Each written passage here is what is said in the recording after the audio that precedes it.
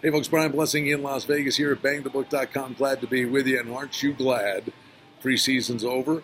Well, from a betting perspective, maybe not so fast. I mean, when you're watching these games and biting nails and hoping the guys don't get hurt and have their regular seasons ruined, yeah, preseason football can be a nightmare, but there clearly are angles that come into play that can really reap rewards for you. I don't know how much you can take away from the preseason and then apply to the regular season, because I would think the one thing is the coaches are keeping things very vanilla. So what I would say, the final week of preseason football, when you're doing your due diligence and you're diving through and you're looking at games, go review the previous 3 weeks of preseason football.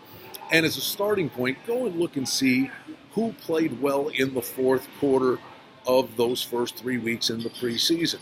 Maybe even more so in weeks 1 and 2, because the bottom line is these are players that are going to play probably 85 to 90% of these games. No starters, virtually no starters are going to play.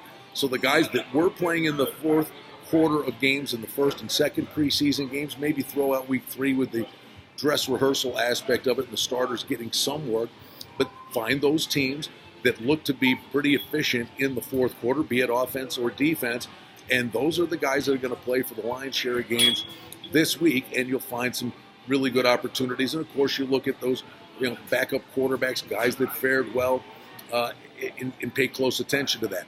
Now, as preseason's winding down, I would say there's another school of thought that you can look forward to as a general rule of thumb for the NFL. It's not a broad brush, every game, but if you go back and look at week 1 in the NFL last year, you had high-scoring, ridiculously high-scoring games in week 1 with a handful of low-scoring games.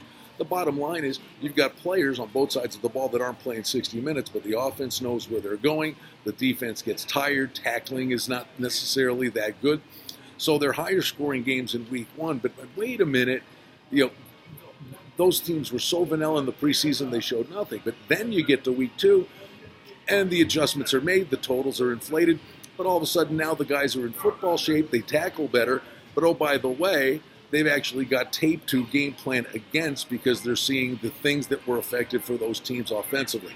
So even though you're trying to do a little work here at the end of preseason, you should always be looking ahead to the start of football season, and that would be higher scoring games week 1 in the NFL, lower scoring games, generally speaking, it would seem, in week 2. That was the trend last year, and it's a common sense thing. It's not rocket science. It just makes sense.